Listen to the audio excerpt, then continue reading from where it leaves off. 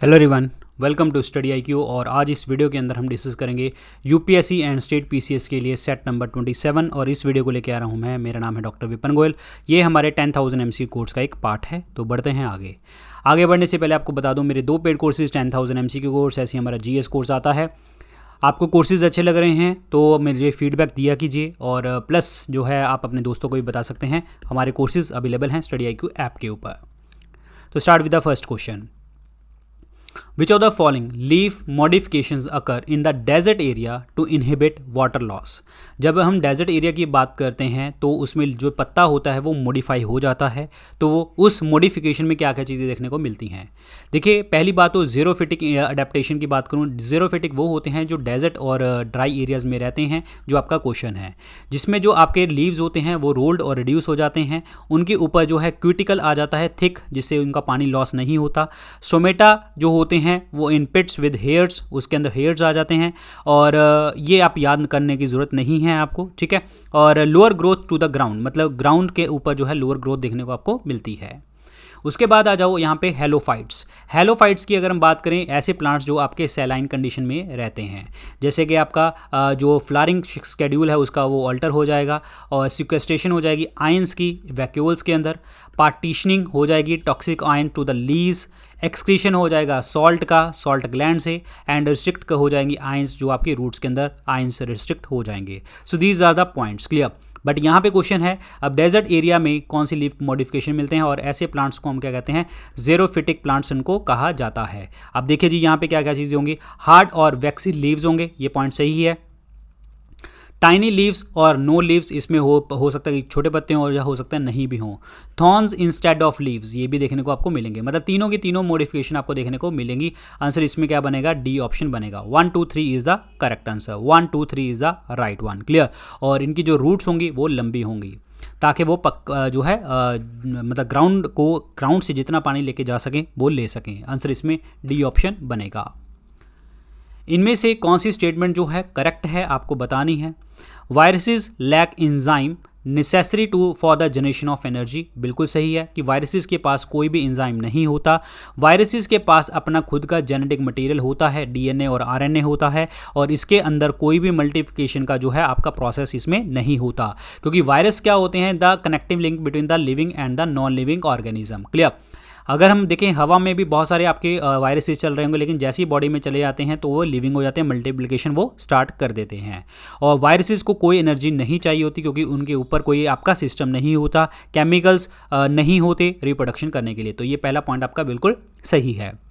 Virus can culture in any synthetic medium, ये गलत है जी। पहली बात तो वायरसेस जो हैं उनके पास जो है ना तो कोई ऑर्गेनेली वगैरह होती है ना, और ये डिपेंड किस चीज़ के ऊपर कर रहे होते हैं, होस्ट सेल के ऊपर। होस्ट सेल जो है इनको मेटाबोलाइज करेगा और प्रॉपर तरीके से जो है ये रेप्लिकेट करेंगे, और ये सिंथेटिक मीडियम में कभी भी ग्रो नहीं कर सकते। ये गलत स्टेटमेंट है।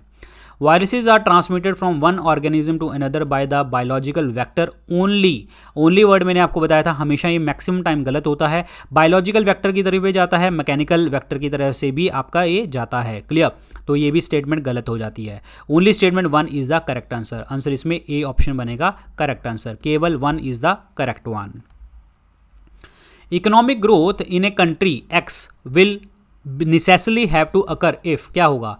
देखिए, इकोनॉमिक ग्रोथ किस चीज़ के ऊपर डिपेंड करती है। लाइक फॉर एग्जांपल मैं आरबी का प्रोसेस याद करवाऊंगा, आपको याद रहेगा। आरबी अगर वो बैंकों को बहुत ज़्यादा पैसा दे दे और बैंकों के पास बहुत सारा पैसा आ जाए, तो बैंक क्या करते हैं, हमेशा मार्केट में क्या करते हैं, पैसा इन्वेस्ट करते हैं।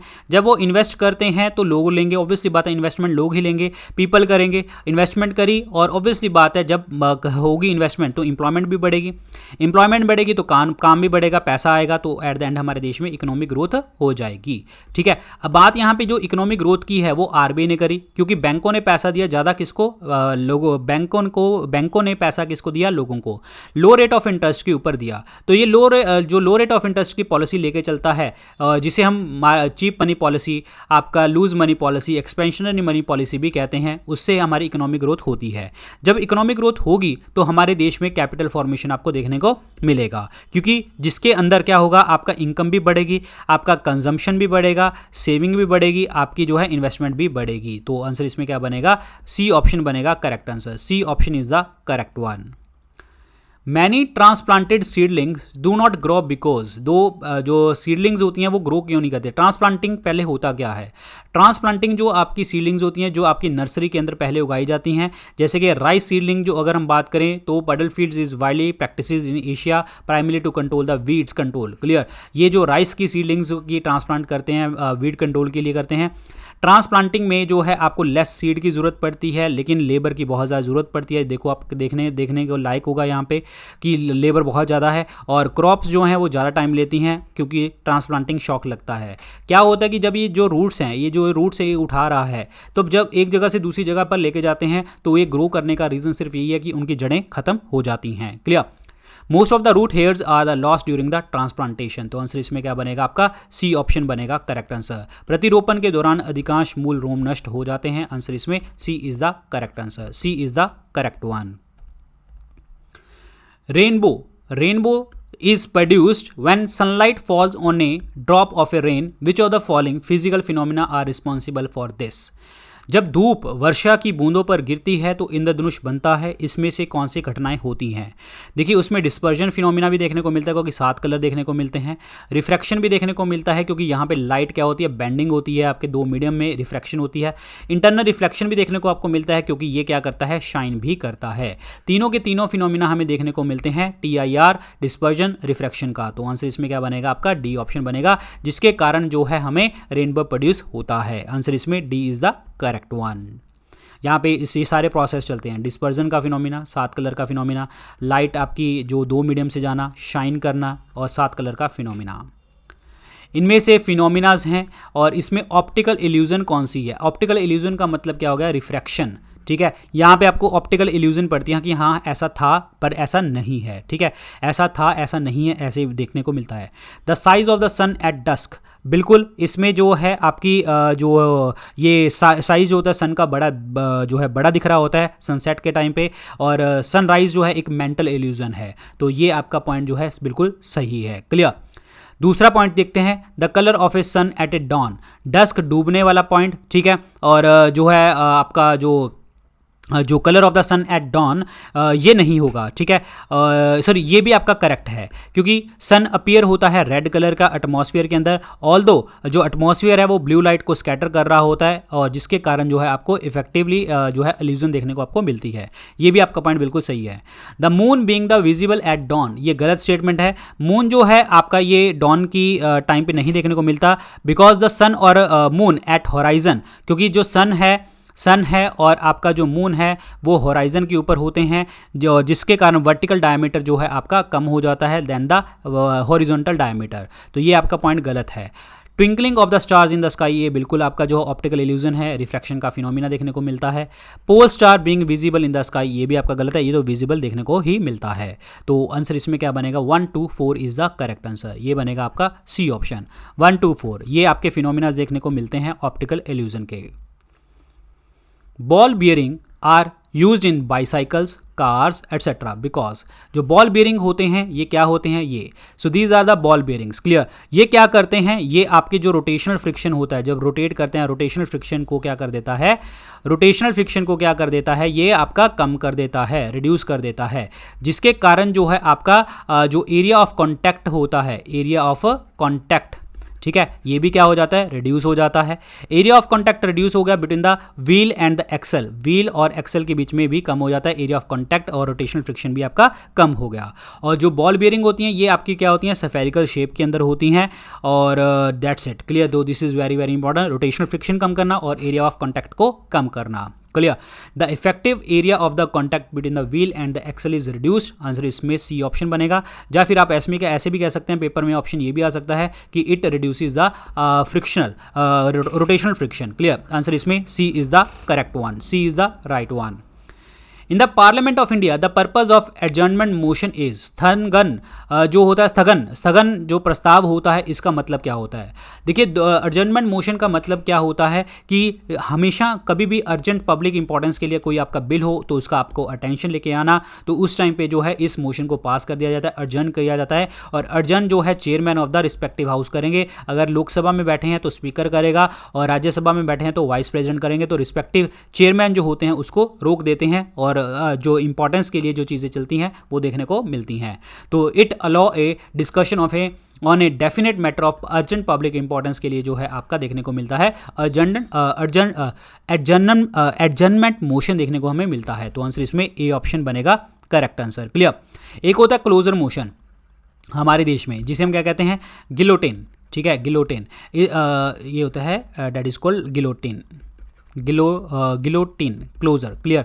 ये क्या होता है, सपोज करो कि आपको टाइम दे दिया कि हाँ इसमें हमने बजट पास करना है, लेकिन आपने बजट पास नहीं किया, आपने डिस्कशन भी नहीं किया, तो क्या करते हैं जो अनडिस्कस्ड क्लॉज, जो आपके क्लॉज जो डिस्कस नहीं किए होते, वो इसको एज इट इज़ पास कर दिया जाता है और सीधा वोटिंग करके। तो इस क्वेश्चन का आंसर क्या बनेगा, ए ऑप्शन बनेगा। अगला देखिए जी। अच्छा, एक चीज़ आपको और बताता हूँ, एडजर्नमेंट मोशन लेके आने के लिए जहाँ पे भी आप सदन में बैठे हैं तो वहाँ पे आपको मिनिमम 50 मेंबर्स की ज़रूरत पड़ती है। अगर 50 मेंबर्स ने बोला कि हम एडजर्नमेंट मोशन लेके आना चाहते हैं तो आपका आएगा, ध्यान रखना। National income of a country in a given period is equal to, national income होती क्या है, net national product at factor cost को भी हम नेशनल इनकम कहते हैं, पूरे देश की इनकम को हम कहते हैं। That means the total value of goods and services produced by the nationals, जो हमारे नेशनल्स हैं, हमारे राष्ट्र के लोग हैं वो। क्लियर। और जीडीपी क्या होता है, सो जीडीपी क्या होता है, total value of goods and services produced in a country at A given period of time. Clear. जो भी नेशनल रहेंगे होंगे या फॉरेनर रहे होंगे उस टाइम पे जो है दैट इज कॉल्ड जीडीपी। अब बात यहाँ पे दो चीज़ें आती हैं, एक होता है इकोनॉमिक परफॉर्मेंस। इकोनॉमिक परफॉर्मेंस जो हमें बताती है वो हमें बताती है जीडीपी। क्लियर, याद रखना। और एक होती है इकोनॉमिक डेवलपमेंट, इकोनॉमिक ग्रोथ, तो वो हमें बताता है per capita income. Per capita income मतलब प्रति व्यक्ति आय। ये हम निकालते कैसे हैं, national income divided by total population से निकाला जाता है। इसको डिवाइड करेंगे तो पर कैपिटा इनकम आएगी, और जो हमारे देश में इकोनॉमिक डेवलपमेंट के लिए चाहिए होती है। तो आंसर इसमें क्या बनेगा, 1 ऑप्शन बनेगा, करेक्ट आंसर बनेगा। तो यहाँ पे देखो नेशनल इनकम का फॉर्मूला, जितना भी आपने कंजम्पशन किया, जितना भी आपने एक्सपेंडिचर किया और जितने भी आपने इन्वेस्टमेंट करी और एक्सपोर्ट किया, उसको माइनस कर दो इंपोर्ट के साथ। जो भी फॉरेन प्रोडक्शन करी है इंडिया के अंदर, या डोमेस्टिक प्रोडक्शन करी है एनआरआईज ने, तो वो सारी की सारी जो चीज़ें हैं आप निकाल दीजिए, प्लस माइनस करके आपका नेशनल इनकम का फॉर्मूला आ जाएगा। और नेशनल इनकम हमारे देश में कौन कैलकुलेट करता है, CSO, सेंट्रल स्टैटिस्टिकल ऑर्गेनाइजेशन। पहली बार नेशनल इनकम जो है करी किसी ने थी, दादा भाई नौरोजी जी ने, और इन्होंने एक पुस्तक में लिखा था poverty and un British rule in India. Poverty and un British rule in India पुस्तक में लिखा गया था। क्लियर। एंड नेशनल इनकम जो है आपका इनकम मेथड से भी कर सकते हैं, आउटपुट मेथड से भी, और वैल्यू एडेड मेथड से भी, वैल्यू एडेड मेथड से भी। क्लियर। आउटपुट को हम और क्या कहते हैं, प्रोडक्शन मेथड भी हम इसको कहा जाता है, लेकिन सबसे ज़्यादा जो नेशनल इनकम में यूज़ किया जाता है मेथड, वो आपका आउटपुट मेथड यूज़ करते हैं। सो this is very important point. Clear. अगला देखिए, इनमें से जो है कौन सा ऐसी जो ग्रांट्स हैं वो direct credit assistance to the household के मतलब नॉर्मल लोगों को पैसा देने का जो है मतलब उसके पास प्रावधान है कि वो पैसा दे सकता है। आरआरबी की बात करें तो बिल्कुल आपके पैसे दे सकते हैं। नाबार्ड की बात करें, बिल्कुल नाबार्ड जो है आपका आरआरबी को पैसे देता है, आपके कोऑपरेटिव बैंक्स को पैसे देता है, ना कि लोगों को पैसे देता है। लैंड डेवलपमेंट बैंक भी आपके पैसे देता है। लैंड डेवलपमेंट बैंक जो है जो लॉन्ग टर्म लोन्स होते हैं आपके रूरल एरियाज़ के अंदर, उसके अंदर पैसा प्रोवाइड करता है। तो मतलब 1 और 3 जो हैं ये सीधे के सीधे लोगों को पैसे देते हैं। आंसर इसमें क्या बनेगा आपका, सी ऑप्शन बनेगा। केवल 1 और 3 इज द करेक्ट आंसर, 1 और 3। क्लियर।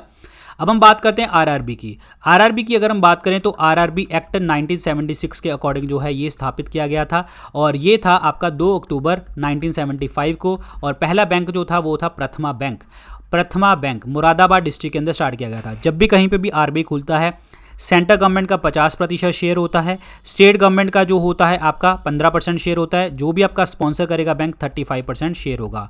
ये स्पॉन्सर्ड बैंक जो होगा वो नेशनलाइज्ड बैंक होना चाहिए। तो this is very very important point. Clear, याद रखिए। नरसिम्हम कमेटी की रिकमेंडेशन से आरआरबी बने थे।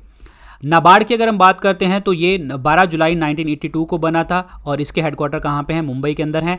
क्रैफी कार्ड कमेटी की रिकमेंडेशन से, और इस क्रैफी कार्ड कमेटी के चेयरपर्सन कौन थे, शिवरमन। इसीलिए हम क्या देते हैं, शिवरमन कमेटी की रिकमेंडेशन से आपका नाबार्ड बना है। तो आंसर इसमें क्या बनेगा, सी ऑप्शन बनेगा करेक्ट आंसर। 1 और 3 इज द राइट वन, 1 और 3। क्लियर। अब कुछ न्यूज़ वाला पॉइंट है, ये याद करने हैं, ये न्यूज़ में रही थी चीज़ें।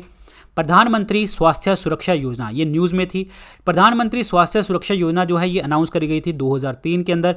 जो इंप्लीमेंट कौन करता है? मिनिस्ट्री ऑफ हेल्थ और फैमिली वेलफेयर की मिनिस्ट्री इसको इंप्लीमेंट करती है, जो हमारे देश के अंदर जो हेल्थ केयर सर्विसेज का जो इम्बैलेंस है उसको दूर करने के लिए और प्रॉपर तरीके से जो है आपको क्वालिटी मेडिकल एजुकेशन प्रोवाइड करने के लिए हमारे देश में ये प्रधानमंत्री स्वास्थ्य सुरक्षा योजना इंप्लीमेंट किया गया है।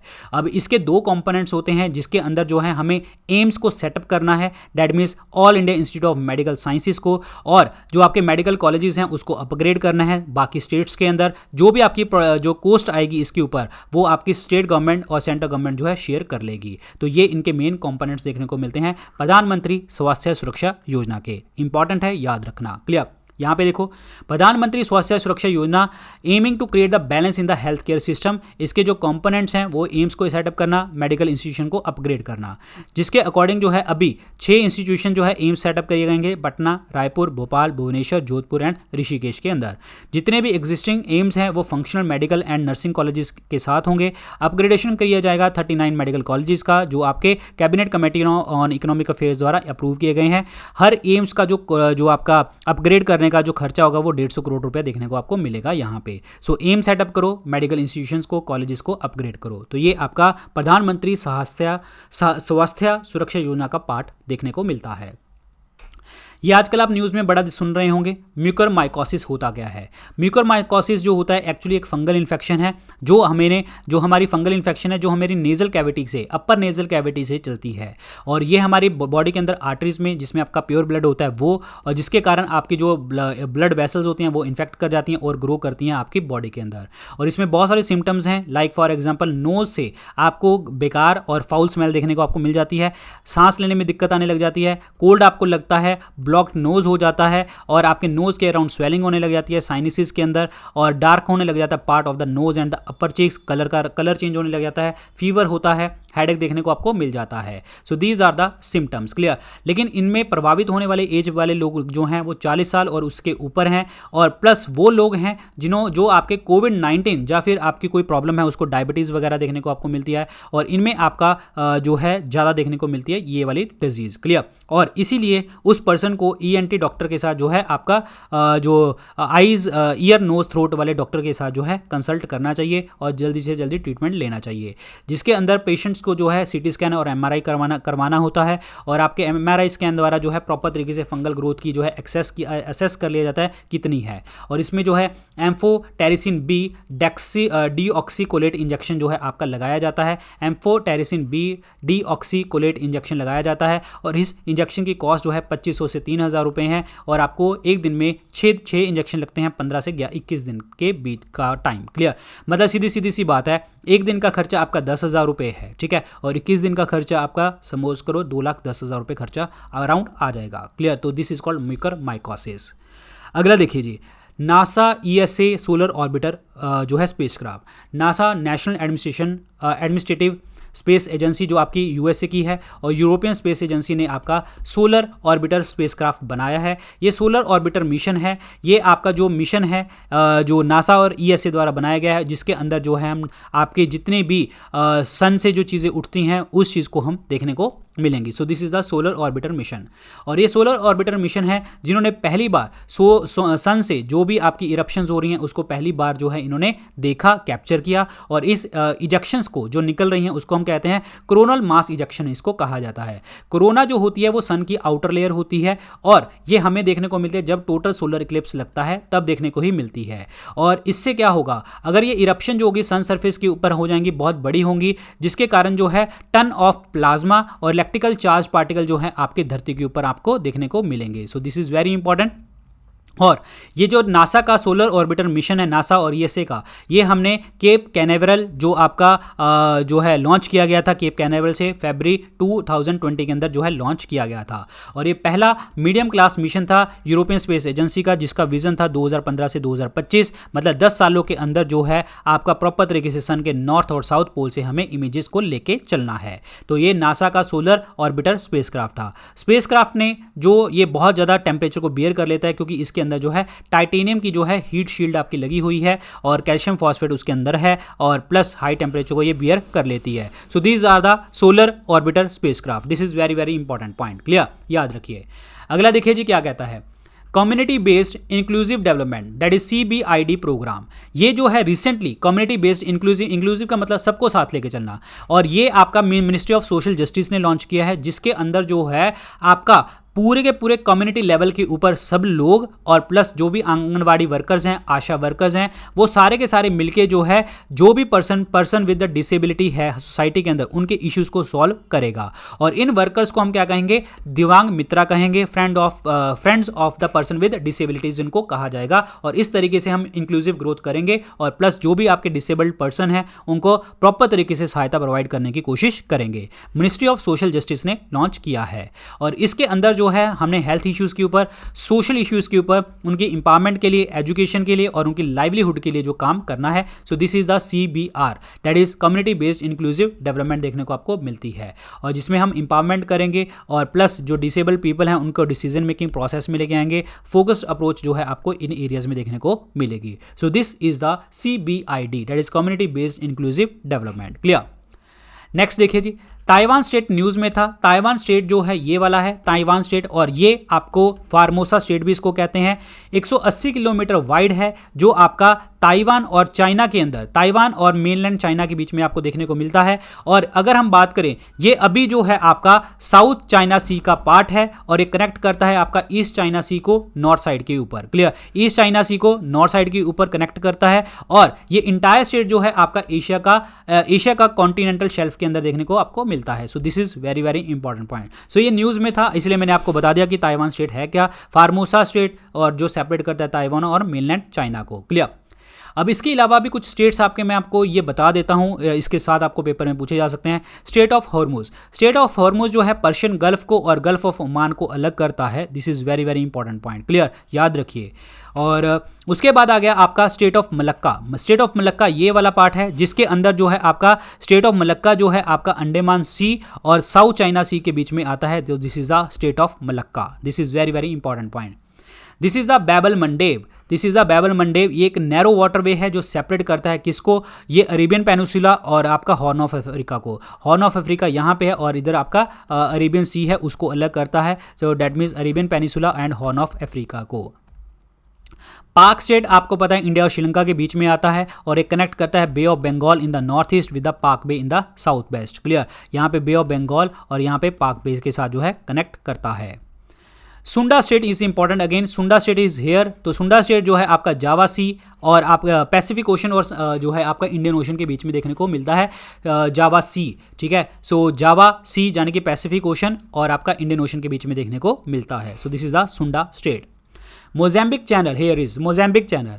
ये मोज़ेम्बिक चैनल जो है आपका मेडागास्कर जो है आपका यहाँ पे इस साइड के ऊपर है। मेडागास्कर जो है यहाँ पे है, ईस्ट डायरेक्शन में आपको देखने को मिलता है। और मोज़ेम्बिक था वो, मोज़ेम्बिक आपका वेस्टर्न डायरेक्शन में देखने को आपको मिलता है। तो Mozambique channel is between the Mozambique and the Madagascar. This is very very important point, clear. Strait of Gibraltar is very very important, Europe और अफ्रीका के बीच में है, या फिर आप अटलांटिक ओशन और मेडिटेरेनियन सी के बीच में भी आप इसको कह सकते हैं। तो this is the strait of Gibraltar. Bosphorus strait और डार्डिनल स्टेट्स, ये आपका बॉस्फोरस स्टेट को हम स्टेट ऑफ इस्तांबुल भी बोलते हैं। एक नैरो स्टेट है आपका, टर्की की साइड के ऊपर आपको देखने को मिलता है, क्योंकि टर्की की कैपिटल क्या है, इस्तांबुल, क्लियर। और सॉरी, टर्की की जो कैपिटल है वो है जो है अंकारा, ठीक है। टर्की की capital is Ankara, not Istanbul. Istanbul एक शहर है वहाँ पे, ठीक है, याद रखना है आपको ये वाली चीज़। और उसके बाद है जो बॉस्फोरस स्टेट है आपका ब्लैक सी के साथ और सी ऑफ मरमरा के साथ जो है कनेक्ट करता है by the Dardanelles and the Aegeans and the Mediterranean sea. तो this is very very important point, ये आपको क्लियर होना चाहिए, ठीक है। और so this is the Turkey जो आपका स्टेट्स हैं। सो ये is the sea of Marmara and this is the Bosphorus strait जो आपका डार्डेनल सी के साथ जो है आपका जुड़ता है। So this is very very important point, clear, याद रखिए। रखिए, इंपॉर्टेंट पॉइंट है। और टर्की की बात करते हैं। और टर्की, अच्छा टर्की से मेरे दिमाग में एक चीज़ आती है, और टर्की से मेरे दिमाग में एक चीज़ आती है क्या, कि जो यहाँ पे आपका जो है मेडिटेरेनियन सी देखने को आपको मिलता है, भूमध्य सागर, और भूमध्य सागर से आपकी वेस्टर्न डिस्टर्बेंसेस जाती हैं जो हमारे इंडिया में नॉर्थ वेस्ट साइड के ऊपर बारिश करती हैं विंटर के अंदर। क्लियर, याद रखिए। सो गाइज ये थे आज के लेक्चर के अंदर क्वेश्चन। बाकी जो भी अपडेट्स होंगे वो आपको टेलीग्राम चैनल के ऊपर आपको मिलते रहेंगे, और इंस्टाग्राम के ऊपर आप मुझे फॉलो कर सकते हैं। Thank you so much, good luck guys, take care, bye bye, जय हिंद।